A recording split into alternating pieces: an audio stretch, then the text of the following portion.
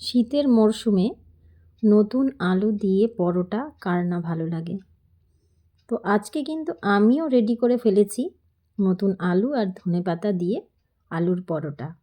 তো কিভাবে রেডি করলাম দেখে নাও। নুন, চিনি আর তেল আর ছিল জোয়ান। এগুলো দিয়ে কিন্তু আমি প্রথমেই ময়দাটাকে মেখে কিছুক্ষণের জন্য রেখে দিয়েছিলাম। তোমরা চাইলে জোয়ানটা দিতে পারো, আমার ভীষণ পছন্দের বলে আমি এটার সঙ্গে অ্যাড করি। তোমরা চাইলে এটা স্কিপ করেও ফেলতে পারো, কিন্তু টেস্টটা খুবই ভালো আসে জোয়ানের জন্য। তারপরে নিয়ে নিয়েছি নতুন আলু সেদ্ধ, ধনেপাতা, পেঁয়াজ আর কাঁচা লঙ্কা।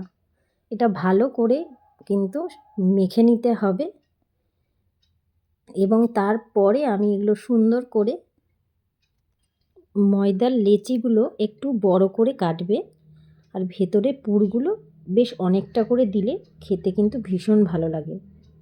তো দেখো আমি কিন্তু এইভাবে বড় বড় করে ময়দার লেচিগুলো কেটেছিলাম আর এইভাবে আমি পুরটা ভরে নিয়েছিলাম।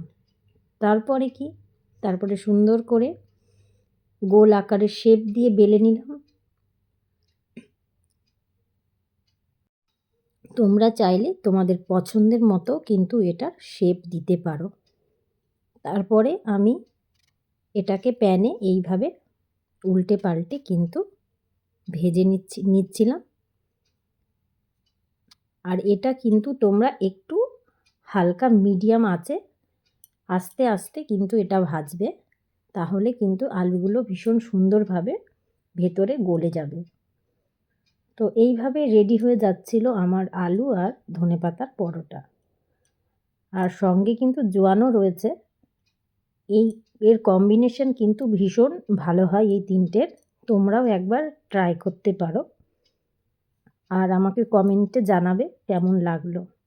তো এই রেডি হয়ে গেছে আমার আলুর পরোটা আর নতুন আলুরই তরকারি।